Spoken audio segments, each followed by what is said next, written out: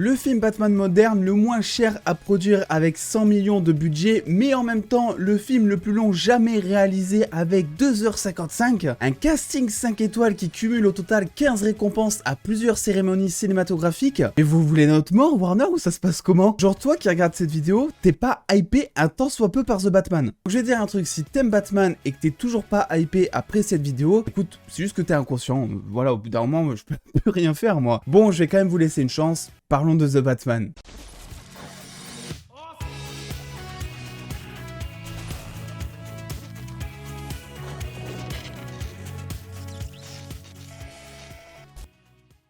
Et le film n'est toujours pas sorti que oui, on ressent déjà quelques petits retournements de veste par rapport à Robert Pattinson, qui était alors décrié parce que soi-disant il ne faisait pas de sport pour se préparer à son rôle super-héroïque de Batman. Ce dernier a d'ailleurs avoué dans une interview récente que c'était une blague, et on peut le croire vu qu'il a eu une scène topless un petit peu dans le trailer où on voit que ses muscles sont un petit peu dessinés, bien plus que les miens en tout cas. Donc ça m'a fait penser que oui, effectivement, il a fait du sport et qu'il a bien trollé les fans. Concernant ce film et concernant la fiche casting, je vais commencer avec trois personnages bien particuliers qui sont évidemment Bruce Wayne / Batman interprété par Robert Pattinson, Thomas Wayne qui sera interprété, on l'a appris il y a quelques jours, par Luke Roberts, et Edward Ashton, le Riddler, qui sera joué par le fameux Paul Dano. Pourquoi est-ce que j'ai mis ces trois personnages ensemble? Parce qu'il y a certains plans de certains trailers où on peut pas mal théoriser. Le scénario de The Batman, vous le savez, est assez tenu secret. On sait juste un petit peu quand ça va se passer, on connaît l'ambiance, on reviendra un petit peu plus tard là-dessus en fin de vidéo. Et c'est vrai qu'en termes d'intrigue,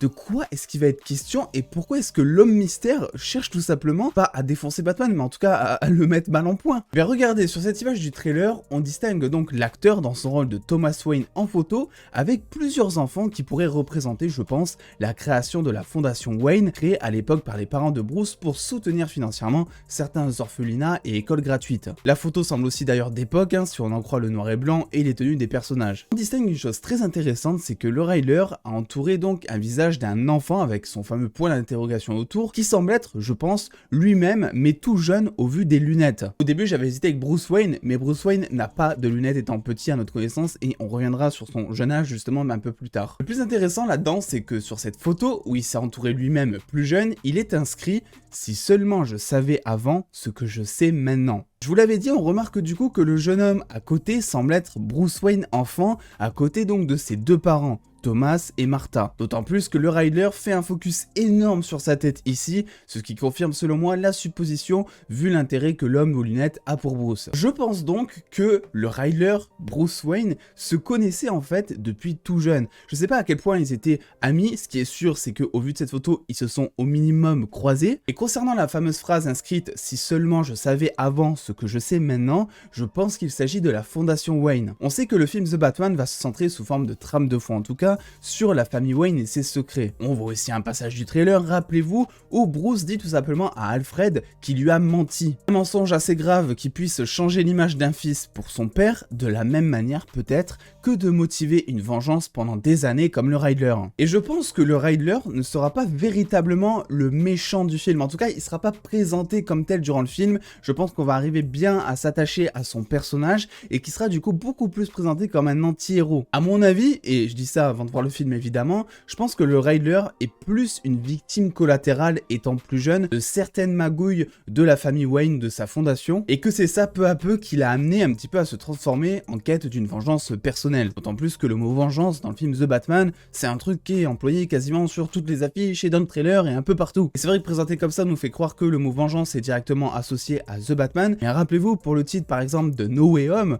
on pensait que ça allait être Spider-Man au début qui allait voyager dans plusieurs univers et on s'est rendu compte que pas du tout, c'était les méchants qui en fait étaient bloqués dans l'univers de Peter. Donc je dis pas que ça va être pareil ici pour le mot vengeance, mais je dis juste qu'il faut faire attention à ce que les affiches nous montrent et peut-être que le mot vengeance est aussi bien associé à Bruce que au Riddler justement. Concernant Bruce Wayne directement, cette image nous dit aussi qu'il va suivre la même voie que le Bruce Wayne de The Dark Knight Rises. On voit le mot Wayne inscrit au-dessus de la tête de Robert Pattinson sur une une de journal, ce qui laisse penser qu'il s'agit du fils et non du père. Une une de journal qui parle notamment d'un milliardaire reclus. Pourquoi est-ce qu'il est reclus alors? Parce qu'il y a plusieurs raisons qui peuvent me venir en tête, on va dire. Déjà la première, c'est que au moment du film The Batman, ça fera 2 ans que Bruce Wayne est devenu The Batman. Donc ce qui peut laisser penser que le jour il dort, la nuit il est en exercice dans les rues de Gotham, et les rares fois où il dort pas le jour, peut-être qu'il enquête, ou même qu'il suit quelques pistes par rapport par exemple à ces petites magouilles de famille Wayne. La deuxième réponse, ça nous vient tout droit du réalisateur Matt Reeves,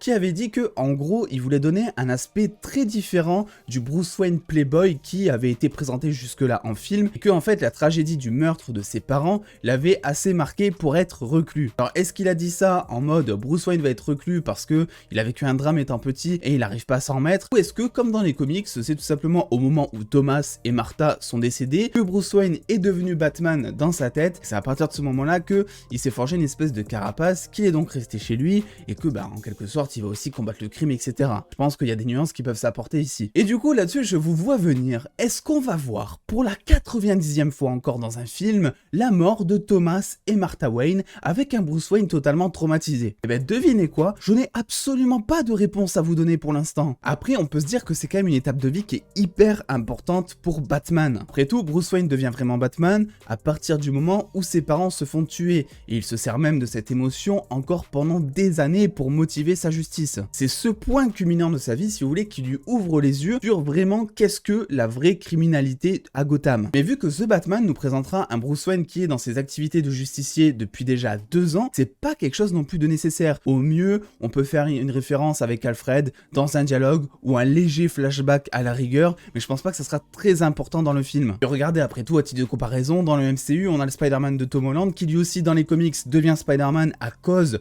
de la mort de son oncle Ben, et ça n'a jamais été mentionné, que ce soit dans un dialogue, que ce soit dans une scène concernant la réalité du MCU. Ils l'ont adapté, ils ont fait autre chose plus tard, mais ils l'ont pas fait avec oncle Ben. Passons maintenant à un autre personnage, lui aussi très important, vous allez voir pourquoi. Je parle évidemment donc de Selina Kyle alias Catwoman, qui sera interprétée ici par la magnifique Zoe Kravitz. Et ce qui est intéressant par rapport à son personnage, c'est pas non plus quelque chose de nouveau, parce que ça avait été traité de manière différente peut-être dans Batman The Dark Knight Rises. Et effectivement, Catwoman aura une relation assez ambiguë avec la chauve-souris, un petit love interest pour Bruce Wayne. Zoe Kravitz s'est d'ailleurs livrée pour Empire Magazine et a dit que le film The Batman servirait aussi d'origin story au personnage de Selina Kyle. On verra alors comment elle devient Catwoman et surtout pourquoi. L'actrice décrit d'ailleurs son évolution dans le film, commençant par dire que c'est quelqu'un qui tentait de survivre pour enfin décrire Selina Kyle comme arrivée à une femme fatale. Et Catwoman, on le sait, elle a des chorégraphies de combat qui sont assez, disons,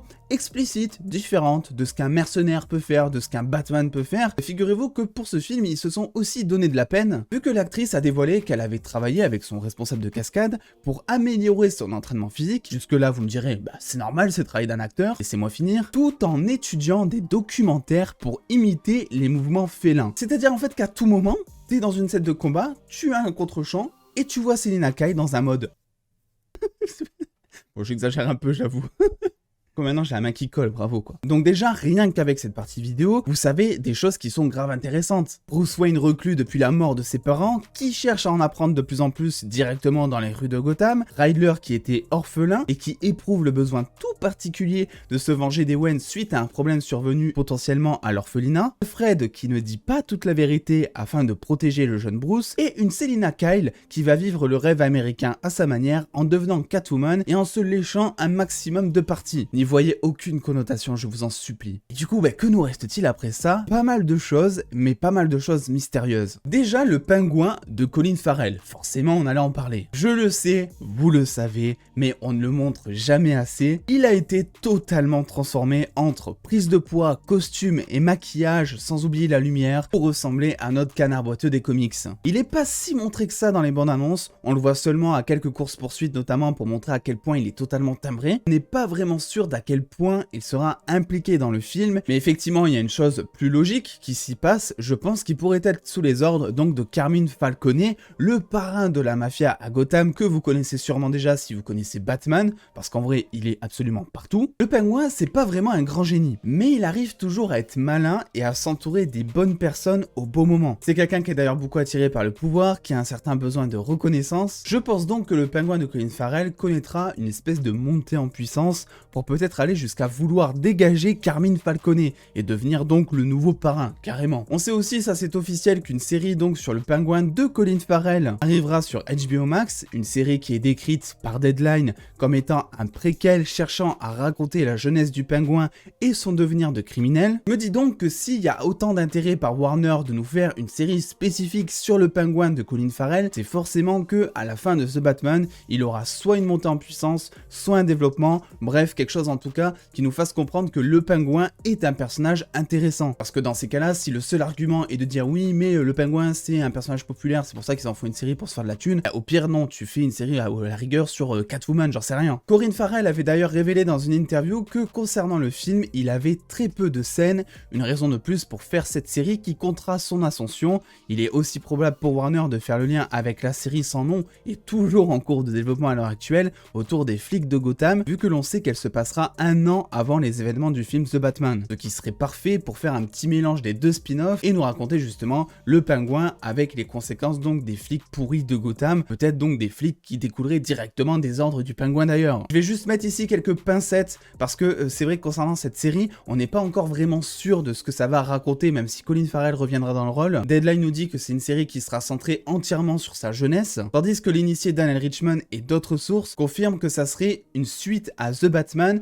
mais tout en racontant une origin story du personnage. Donc là-dessus, affaire à suivre, on suivra tout ça sur les réseaux sociaux notamment, donc venez me suivre. Et pour finir, évidemment, je n'allais pas oublier notre cher commissaire Gordon, interprété par le magnifique Jeffrey Wright. L'accent est horrible, Jeffrey Wright. Pas grand chose à dire, hein, visiblement, il sera assez pote avec Batman pour le traîner sur les scènes de crime, tandis que ses collègues le regardent de travers. Sûrement le maquillage autour des yeux, ça perturbe toujours tout le monde, parce que oui, ça aussi, faut en parler, c'est la première fois qu'un film Batman nous montre vraiment que derrière le masque, il se maquille autour des yeux pour que ça reste noir, en fait, c'est logique, mais ça n'a jamais été montré en film. Et concernant l'ambiance, je vous avais dit qu'on y reviendrait, malgré que le film soit considéré comme un truc ultra violent, ultra borderline sur certains points, etc., le film est seulement en France déconseillé au moins de 12 ans, déconseillé au moins de 13 ans aux États-Unis, ce qui, en fait une classification totalement normale pour genre 90% des films qui sortent au cinéma en ce moment. Bon, quand même, on va se rassurer 2 minutes, on va pas non plus voir Batman voler dans les rues de Gotham à dos de licorne. C'est pas du tout ce que je suis en train de vous dire, et en plus, il y a certains chanceux qui ont eu la chance déjà de voir Batman. Leur avis est évidemment à prendre avec des pincettes, mais il parle quand même d'un film assez sombre et même très proche de l'horreur, donc j'ai hâte de voir comment cette nuance va être apportée au cinéma justement. Et voilà, j'espère que ce film vous aura donné envie, je vous ai transmis les informations qui selon moi sont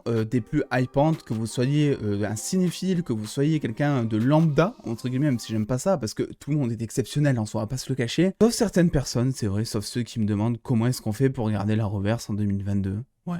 Ça c'est chiant ça. Alors qu'il est évidemment, le film est toujours prévu pour le 2 mars 2022, on croise les doigts pour que ça ne soit pas reporté, mais Warner n'a pas l'air de douter vu qu'ils se ressortent, etc., des affiches, plein de choses, avec la date bien inscrite dessus ces derniers jours, donc j'espère qu'ils se sont pas trompés et que ça va rester comme ça. Dites-moi un petit peu à quel point vous attendez ce film, est-ce que c'est votre film de l'année, parce que beaucoup considèrent que The Batman est le film qu'ils attendent le plus cette année en 2022. N'oubliez pas de me suivre sur les réseaux sociaux, Insta, Twitter, le petit pouce bleu qui fait toujours plaisir. Et en attendant les dos, prenez soin de vous, faites-vous bien kiffer. Des bisous les dos. C'était pas un peu kiff le truc de la casquette là? Genre je me suis même pas rendu compte, c'est incroyable.